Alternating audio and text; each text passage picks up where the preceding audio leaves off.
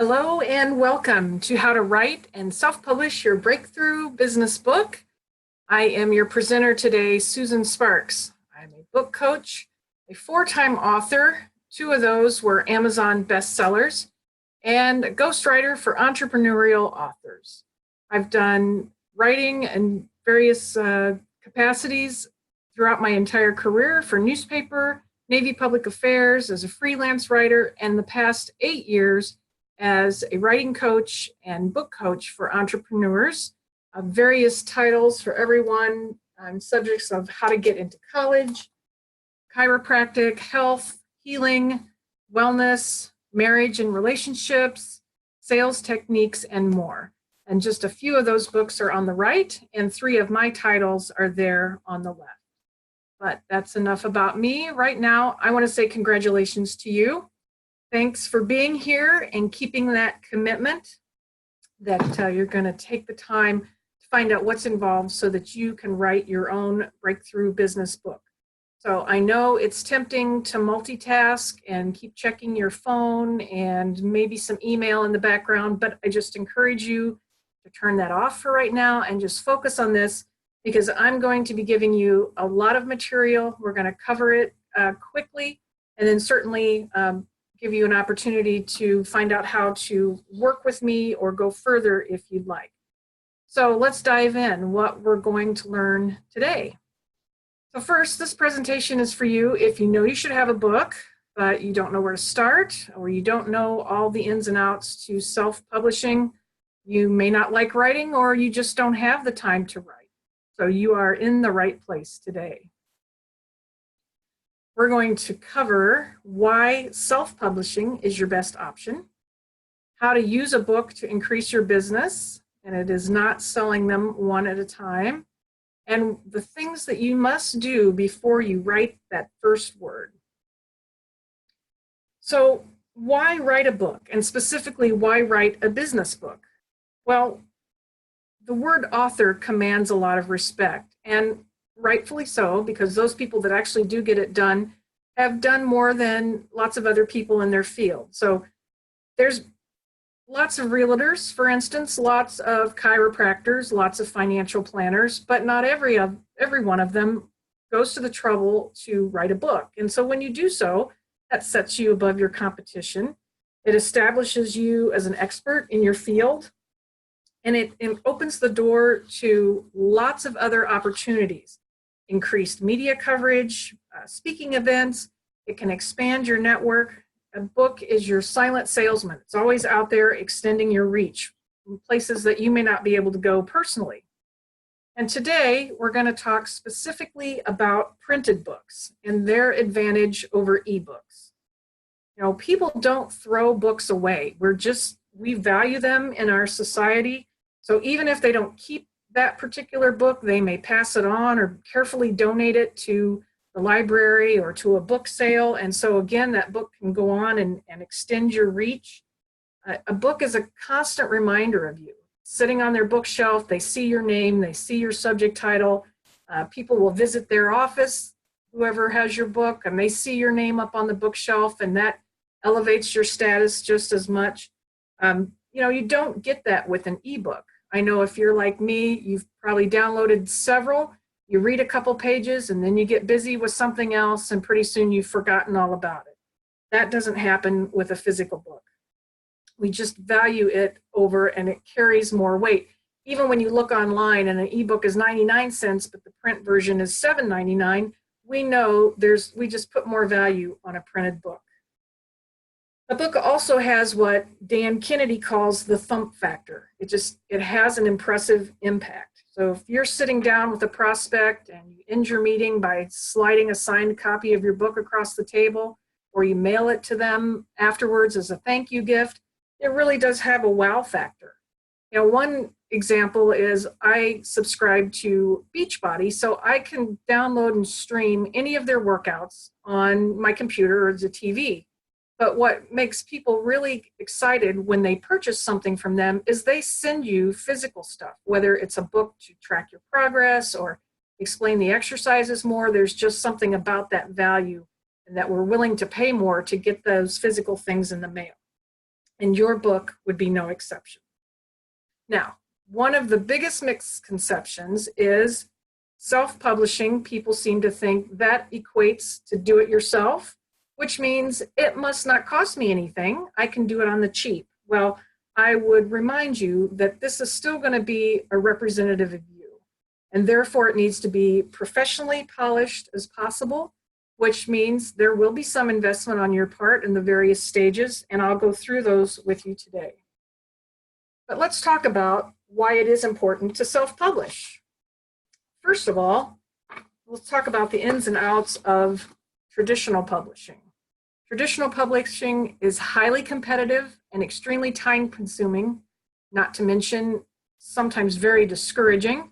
You're spending a lot of time sending out pitch letters, hoping that a publisher will read your content, waiting for them to follow up, and it just goes in a big slush pile of all these other things. A lot of times, traditional publishers are subject to whims and whatever thing is hot, and while you may have a great topic, it may not be what's in demand at that moment. Traditional publishers expect you to already have a following or be building one before they really look at you. They're not going to be building up that excitement for you like they did years ago. There are no more whirlwind book tours.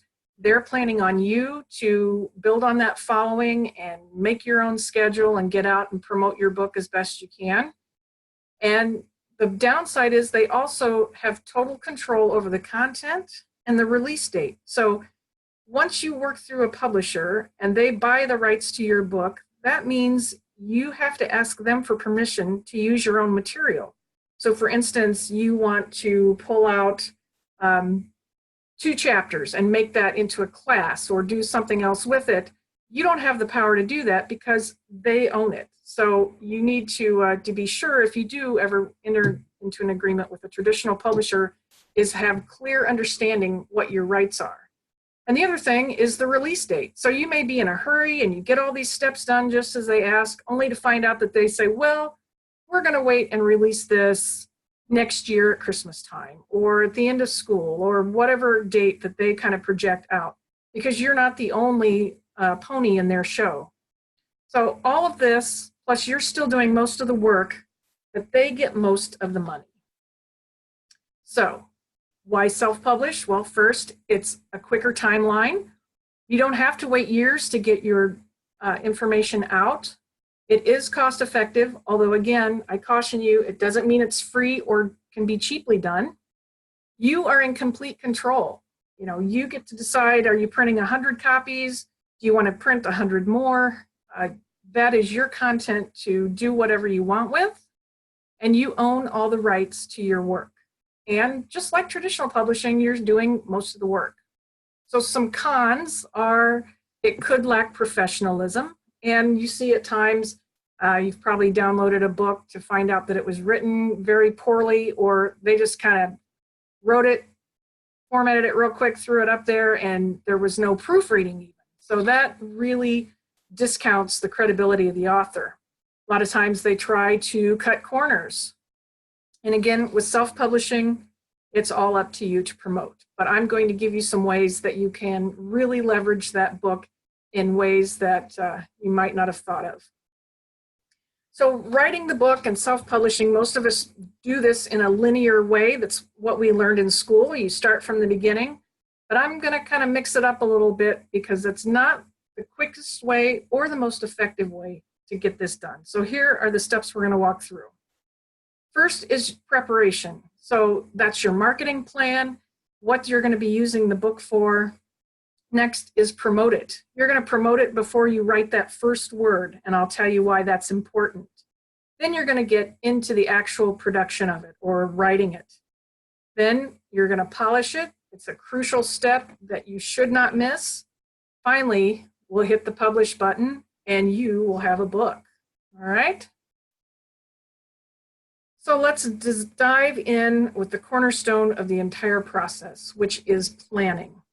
So the bulk of the attention today will be on this preparation step, and I'm going to go into detail because it is such an important step. Everything is going to build on this. I'll cover the other steps and I'll give you those main points, and then if you find you'd like to go deeper and work with me, I'll share that opportunity as we wrap up today. Now, I mentioned Dan Kennedy earlier. He owns a company, a very large marketing company, GKIC. And one thing I appreciate about Dan is what he says, no BS, and he just tells it like it is. And he says the worst way to make money as an author is selling copies of your book. And yeah, you know, you sell a few here, you sell a few there, and suddenly all you want to do is make back your investment, and you start saying, buy my book, buy my book, buy my book, and people lose interest pretty quick. So we're going to approach this a different way and think about how this can fit in your business plan. Now, why are you writing a book? There's a lot of answers out there. Well, I should write a book.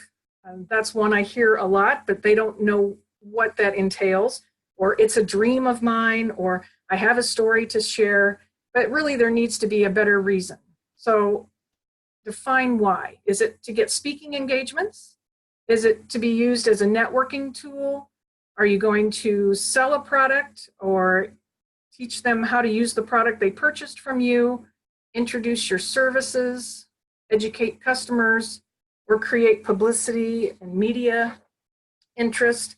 All those can be the reason why you're writing the book. And this is how you're going to leverage that book. Step number 2, you need to identify the reader. Okay, who is your target reader? And here's a hint, it's not everybody, even though a lot of times we tend to think that everything we have to share is important to everyone, but you want to narrowly define who that reader is. And what are you going to say to them that they really want to learn? And this is so critical, because if you can't clearly articulate what they're going to learn or how they're going to grow or make more business, make more money, improve their marriage, whatever it is, the book's really not going to do what it can for you. So define the reader. Then you're going to define the benefit to the reader. Okay, and the action is the third step. What the reader will do after reading your book. So will that be to call you to schedule a session? Will it be to change their diet and follow your plan? Is it to buy a product from you? Is it to bring you in and have you train the whole company? What is the action that the reader's going to take afterwards? And this is where a lot of times people get tied up on it, is because we think we know exactly what we need to tell the reader or what the reader needs, but that's not going to do it. You need to do what the reader wants. And I love this saying, bait your hook to suit the fish, not the fisherman. Okay?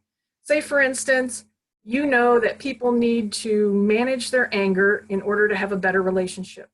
Well, the reader's not going to say, I really want a book on managing my anger, right? They're not going to quite self-identify that that's their problem, but they are going to want a book on how to improve their relationships. So frame that content so that it appeals to what your reader wants. Based on that, now you want to write a title and a subtitle that speaks directly to the outcome for the reader. Now, I get a little challenge on this from time to time. You know, a lot of times we have this cute little title that we think is perfect. One of my early clients wanted a title that he'd been carrying around in his head for years. But the trouble was, it didn't relate to the content, but he was so committed to it. And since it was ultimately his book, that's what he went with, was that title. Well, then he spent all his time trying to tell people what the book was about, rather than letting the title do its job, which was to attract readers with a solution or a problem that they have. So don't be cute, okay? Be focused and speak to what the outcome for the reader is. Now, here's an example of a great title, right? How to Win Friends and Influence People. There's absolutely a clear outcome with that. And that's one of the reasons this book has had such staying power. If it had been Mr. Carnegie's personality tips, I don't think it would have had quite the staying power. So let's come up with some other ones. How about Worry-Free Retirement, 10 Ways to Build Up Your IRA? How about Business Planning Made Simple, 7 templates every business owner should use? 101 tips for time management, improve your life in 10 minutes. Or how about Your Healthy Dog, 10 ways to improve their health? So all of these you can see have a clear outcome and would speak to the reader who has these problems. I'm worried about retirement. What are 10 ways I can build up my IRA? I want that book. Now here's something that not a lot of people think about in the early stages of writing a book. I think it's kind of a surprising twist for a lot of people. But this is one of the ways your book can truly be a breakthrough for your business. So think of who can be resources or a collaborator or an influencer that you can integrate into your book and your marketing plan. So for instance, let's say you're writing 10 things you should know before you hire a dog groomer. And you're going to use this book to be the leading dog groomer expert in your market. So how can you increase your value and influence? Well, by bringing in other experts. And it doesn't have to be much, but let's say you have a chapter on skin conditions where you can interview the veterinarian that you know or you want to build a collaboration with and have them give you more specific information on how diet or stress affects a dog's skin, and you put them in the book as you refer to them or you quote them. Well, then when the book is published, the vet will want to help promote your book because after all, they're quoted in it as an authority. So you have overlapping markets, which is absolutely great because you're not competing with each other, but you've now expanded your reach and your network, and he's done the same. You know, the vet will think you're the best dog groomer around, and they're going to refer you and help you sell or give away your books. And at the same time, you can be in his office now with your book, reaching all of his customers as they're sitting in the waiting room. So pick out a complementary business or two or several that can help you improve your content, but also give you a bigger reach. Now, implied celebrity is kind of another way that you can bring in influencers that you may not know personally. For instance, I quoted Dan Kennedy. He's quite big in the marketing arena, and while I've been in some of his courses and I've heard him speak live, I shook his hand once, but I don't know him as a good friend. But quoting other experts or asking them for quotes that you can use in your book is a great way to boost your credibility as the subject matter expert. And the other way that you can utilize the leverage of an influencer is to ask them to write the foreword of the book. And note that is forward, spelled F-O-R-E-W-O-R-D, not forward like moving forward. So it's good to have an influencer that might be in a related field, or maybe they're your mentor. You don't ask your grandmother or your neighbor across the street unless maybe they're the head of a Fortune 500 company or something. And since these are busy people, we're not asking them to write it from scratch. And so I can share with you later more in depth on how you can do this. You can write something up and just ask them to approve it or tweak it in order to put that in your book. Next, you want to tie it into your branding. The cover design, you can start that now instead of waiting until the book is all the way finished and start looking around for someone to design the cover. Tie in your color choices that might work with your brand. Keywords, start collecting what those are and what keeps coming up and what you're going to use to get your message out with people. The overall tone should match your message. So for instance, if you help parents navigate homework time in the house, your book cover and your website and your brand might be more whimsical or colorful than, say, a financial planner. So make sure your book doesn't kind of stick out differently from the rest of the message that you're putting out there. And also consider getting started on your book media kit, and I'll tell you why that's important in a moment. Next is strategizing your exposure. Okay, define those talking points. How will your book be valuable to the media? And this is such an important step. This could be a course all on its own, but I'm going to touch on it here. So your talking points should be tied directly back to your book, tightly related to your outcome and the benefits. And so what about your book could be attractive to the media? So let's take our dog groomer, for instance. The pet business is booming. And so you're the author of a guide to choosing a dog groomer. You've got your 10 tips for a healthy dog. So you could have at least 10 tips that you could cover, which means you could be a monthly guest on a TV or a radio show. You could do a series of 10 podcasts or blogs. Don't stop just thinking all you need is the book. You can tie topics into the seasons, to trends, rescues, therapy animals, on and on. Leverage that little book for as many ways as you can, and you can do so as long as it is structured correctly. Remember, we're going to bait the hook to suit the fish, not the fisherman. So let's go back over that strategy and what we're using the book for, right? Who is the reader? Identify the reader. Define the benefits. Define the action the reader will take. Create your title and subtitle that states the outcome. Start collecting some affiliates and influencers that you can incorporate in the book. Tie it in closely to your branding and create those media talking points. So the next step is promote.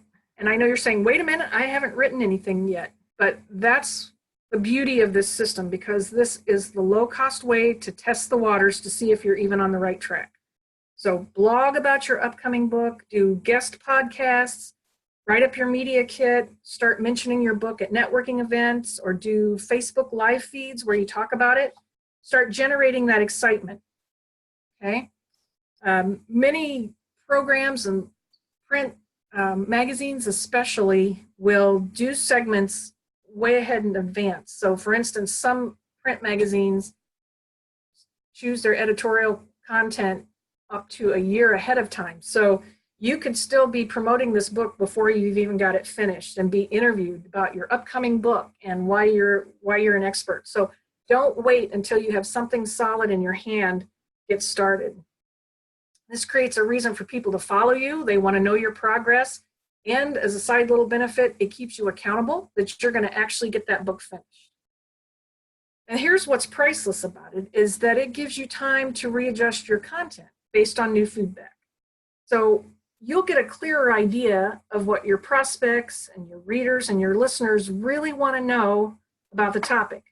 So you may think you need to go into great detail about dog clippers when what they really want to know is what kind of hair their dog has and how to best take care of it. So when you talk to people about writing your book, listen closely to the questions they ask, because they're giving you your content. That's what they really want to know. Remember, it's what your audience wants. The fish, not the fisherman. Okay? And then if you start talking about it and everybody yawns and they don't really seem to be too excited about it, you've just saved yourself a lot of time, energy, and frustration trying to write a subject that people just aren't interested in. So whatever you do, if there's anything else that you go away with today, remember this. Don't skip these two steps. Do them first. Don't think that you have to sit down and start writing and that everything else will sort itself out, because that's the hard way to do it. I've had clients that tried to do it that way, and then things either never got finished or they spent a lot of time rewriting and redirecting their content. So that brings us to the step of actually producing the content. Okay, so we're going to go over how to create an outline, how to start, which may not be at the beginning, and some common pitfalls that you can avoid. So again, we're not doing this in a linear fashion, but create the outline part you do need. So one way to do that is to choose a very easy format. A lot of those are lists or ABCs, the 10 steps, 10 commandments, 14 ways. This helps you stay within that framework. A lot of times if you just sit down and start writing, it's tough to know when you're done. Oh, should I add more? What if I want this? Okay, so choosing a format, something like this, helps keep you corralled so that you don't wander off in the weeds and put a whole bunch of content in that you really don't need. And then you create your outline. So one of my favorite ways to do that is with sticky notes.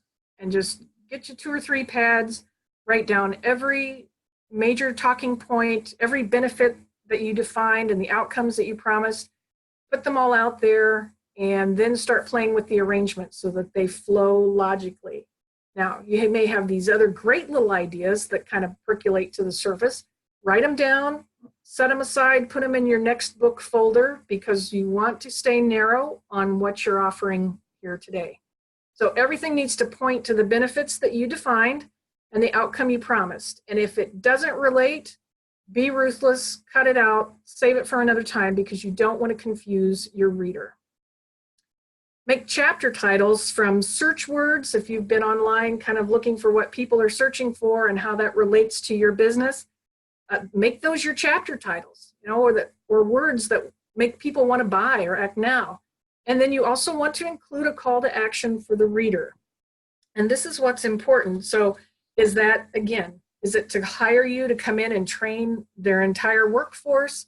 Is it to call you to have you do a nutrition plan so they stay on their diet, or to call you and purchase something that you have? Again, you don't need to be cute or creative because you're creating this with the outcome in mind. And my last quote I promised for Mr. Kennedy this time is, you don't need to be creative. Don't be cute. Don't be creative. Write it with the outcome in mind.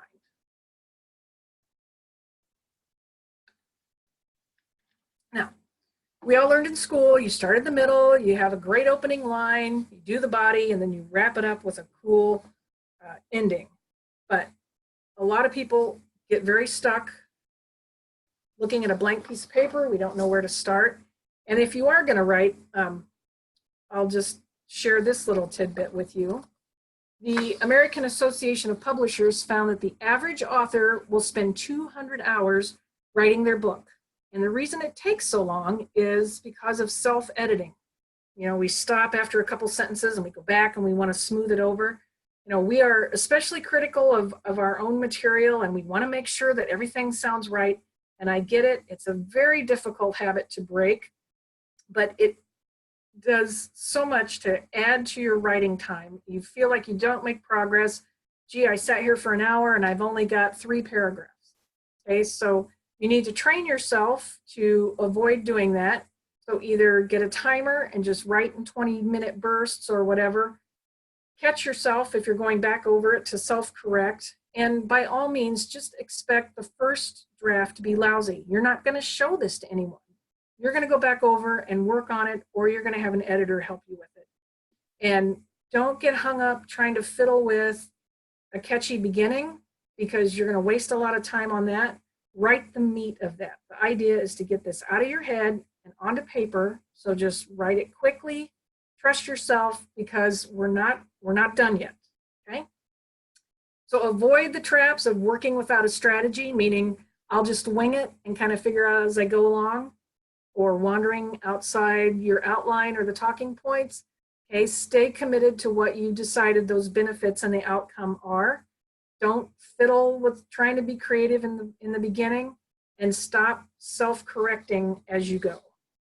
I know it's hard, but this will really help you speed it up. So what if I told you you didn't even have to write it? How about that? Entrepreneurs love to talk, right? And we can talk all day long about our business and how we help people and the advantages and such. So why not speak your book? Okay, if you want it quickly, why not talk it out? Now, this doesn't mean you talk it once and it's ready to be in book form, but it is a quick way to get all that information out and then work with either a ghostwriter or editor to smooth it out once it's out. Now, it's important because, again, we're sitting in a room by ourselves and trying to just talk into a recorder. There's not going to be a whole lot of energy to it, and we're going to wander off and no one keeps us on track. So it's important that you work with an interviewer to kind of take that pressure off of you, sort of like, someone's lobbing you a softball so you can get a great hit. So they're going to keep you more engaged because it's going to feel more like a conversation. Your energy level will be up. You'll be more animated and start sharing some of your best insights. But also choose this person carefully because you want them to be able to redirect you or keep you narrowly on the subject rather than somebody that just wants to sit there and listen to you ramble on and you've gone off in a different direction for 45 minutes, and now you're way away from what your original topic was.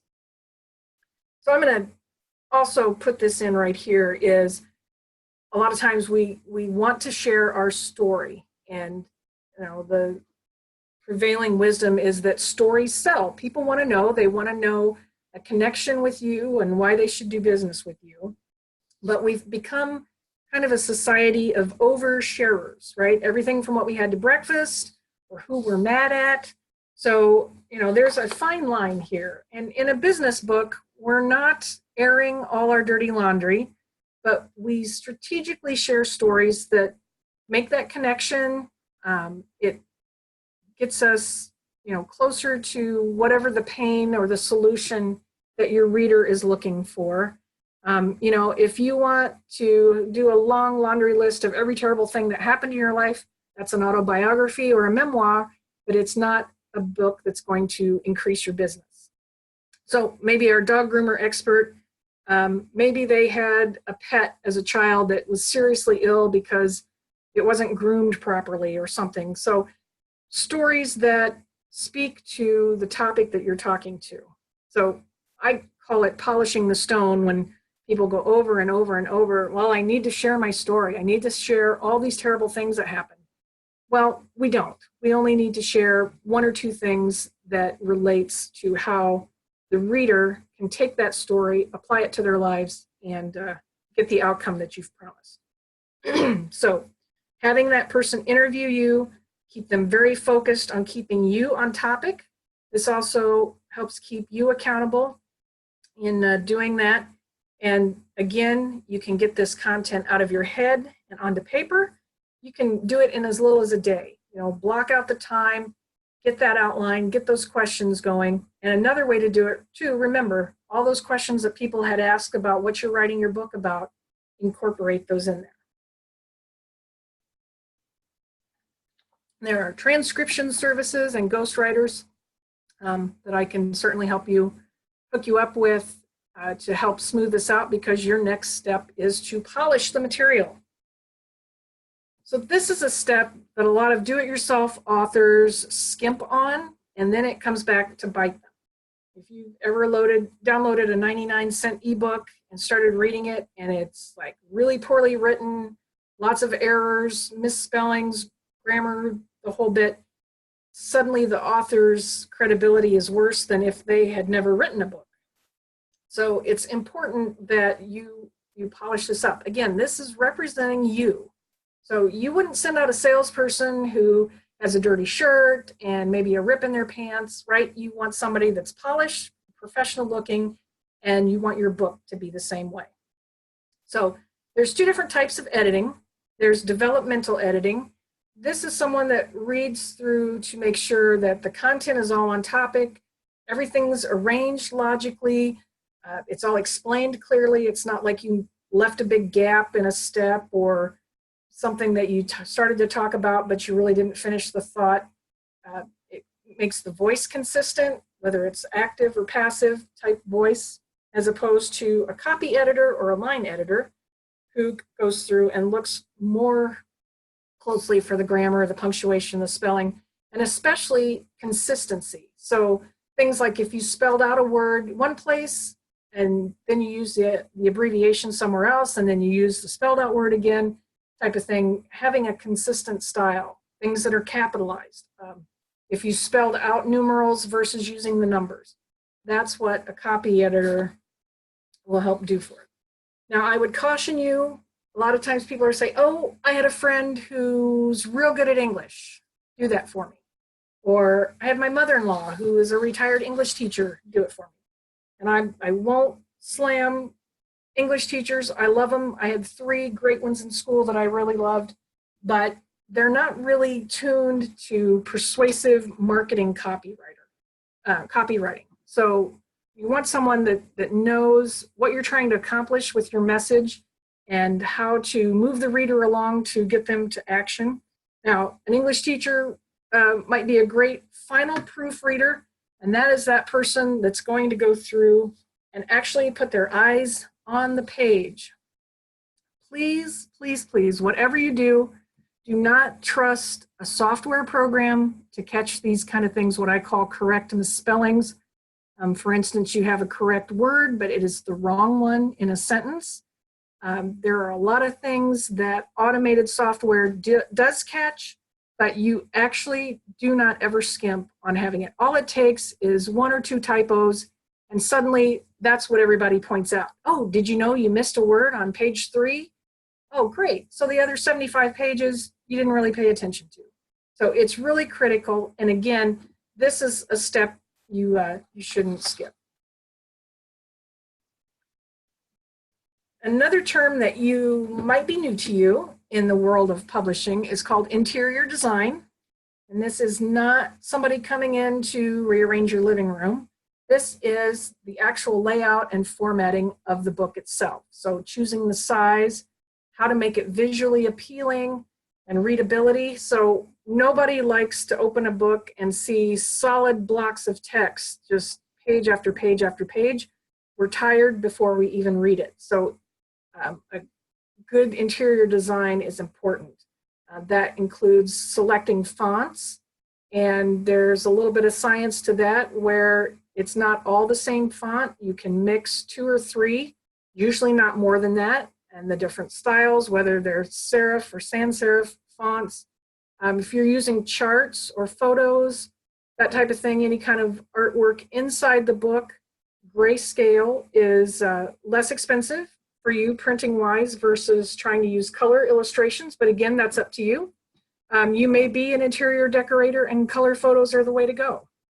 That's just something to keep in mind as you plan the book. And then your interior designer will know how to format the final files that get uploaded to either the printer or if you're doing Amazon and CreateSpace. They have their own specifications, ways to embed fonts, and a lot of behind the scenes such that is important, because otherwise sometimes you upload these files and then the text doesn't look anything like you thought, or there's big gaps or extra pages and that sort of thing. So that's important to do. Now, on Amazon and CreateSpace, they do have all their specifications, and so do most printing houses have that information for you, so you know way ahead of time what's going to need to do that. And so now we're ready to publish, right? Okay, so there's some things you need to know. So you can choose any printing company that does bound books and do your own print run or press run. So say, for instance, you get 100 copies printed up or 500 copies, and then they sit in your garage, and it's up to you to get those passed out or give out at speaking engagements or that sort of thing.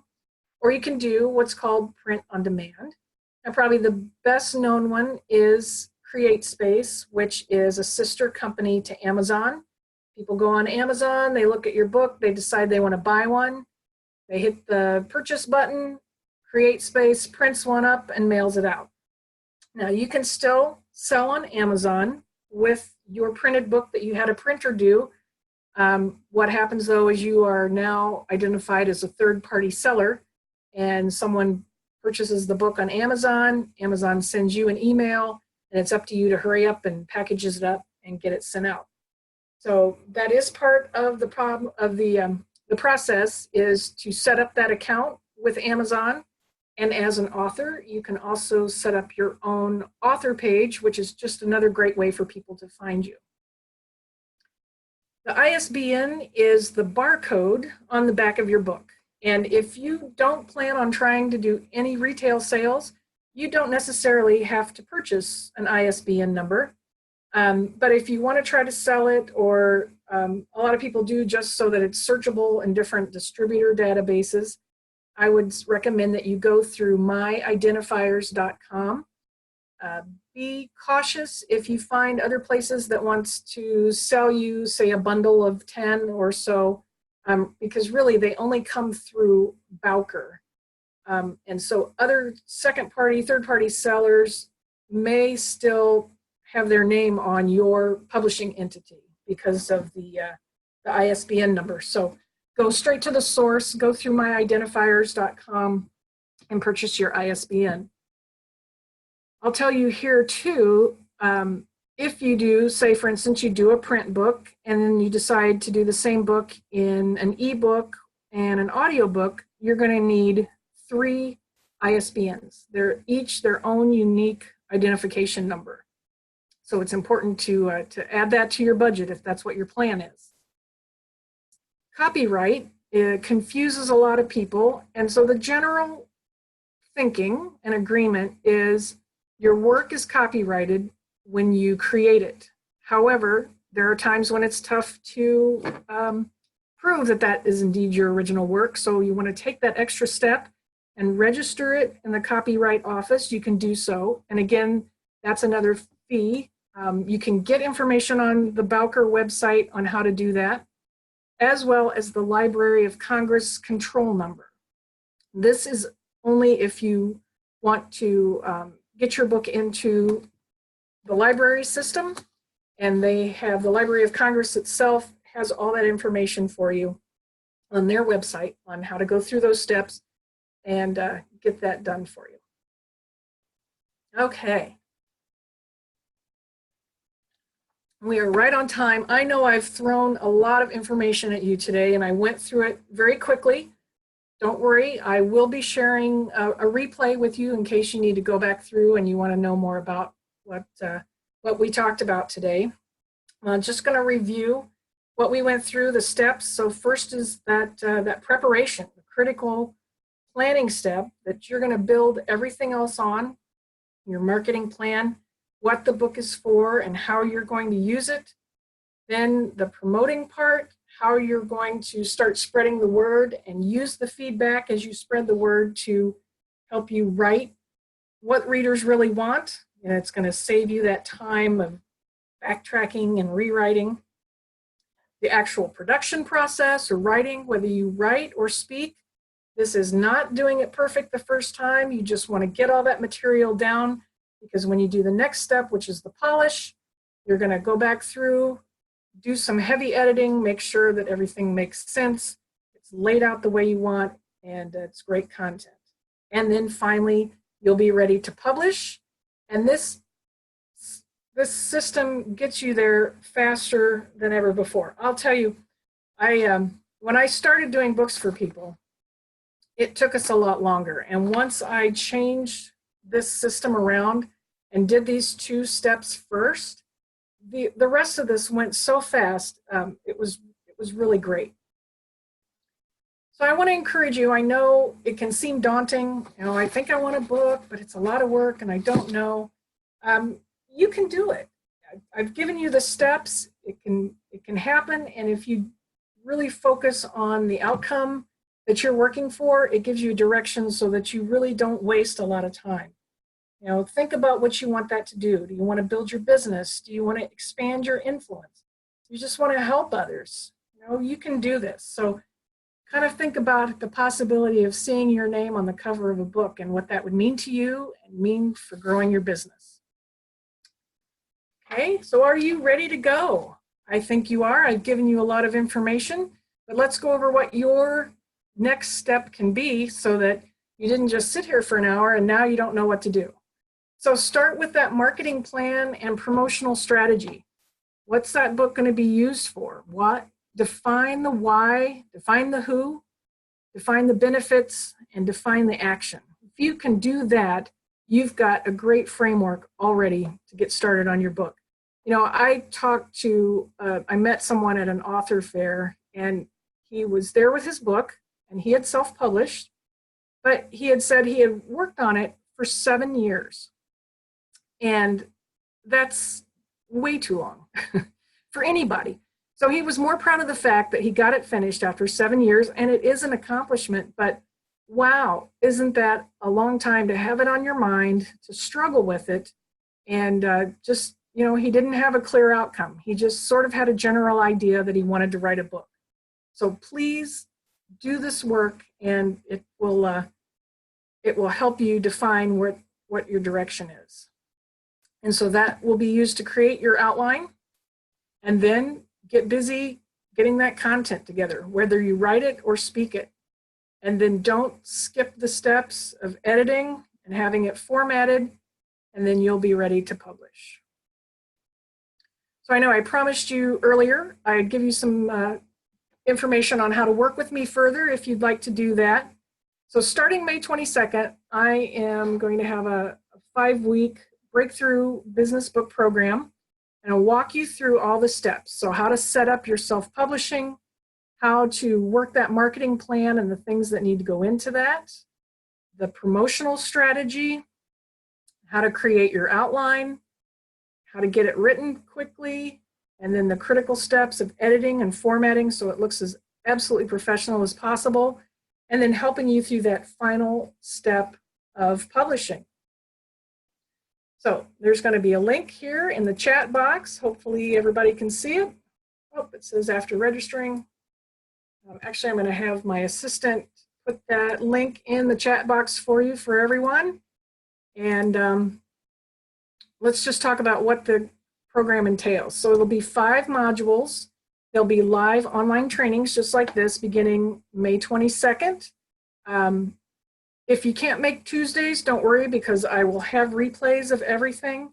And then we will also have a closed Facebook group where you can ask questions, and you don't have to wait from week to week, that I will interact with you and we can all work together on your ideas and helping coming up with plans.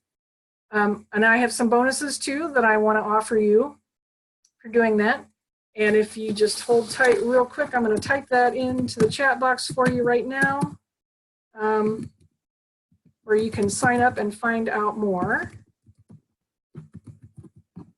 702, I believe.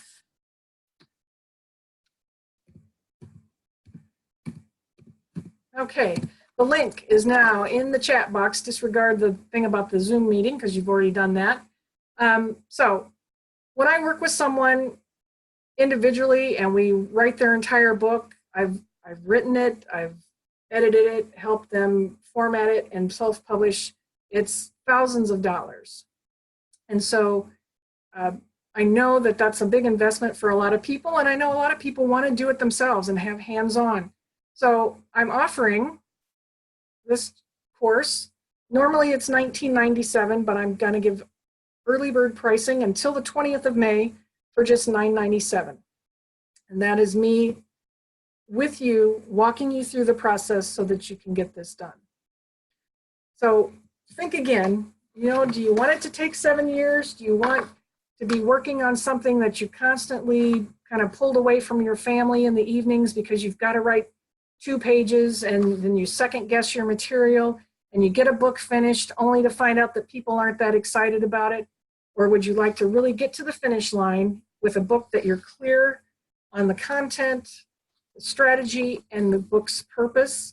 A book that's going to open doors for you. It's going to get you media appearances if that's what you want. It's going to elevate you as a subject matter expert, and it's going to help you build your business. Because if I have 2 realtors to choose from, why wouldn't I choose the realtor who's authored a book and talked about all the ways and the questions I should ask and things I should know before I buy a house? Or how about a financial planner who has everything spelled out clearly in a book so that I can follow along and I know what questions to ask when I meet with one? So think about all the ways that a book can open those doors for you. And again, we're going to start on the 22nd of May. Here we go. We're going to do, the first module is all that preparation for publishing. Second week will be your marketing plan. Third will be all that promotional activity. And I'll give you templates on how to approach someone to either provide you with a quote or how to ask for someone to endorse your forward. Then we're going to get into the actual production and how you can get that done quickly. And then the polish and publish so that you'll be ready to go. So again, find that link in the chat box. I'm going to save it, share it with you one more time. And it's in there. Now you have it. Okay. 5 classes, replay access, the Facebook accountability group. And again, this will be a very closed group because we'll be sharing some of our business secrets. So confidentiality is a must in that. And let's go over some of the benefits that I'm going to give you, or the bonuses. First of all, you're going to get all the links that I use, all the ones I've talked about, so that you have to go hunting for them.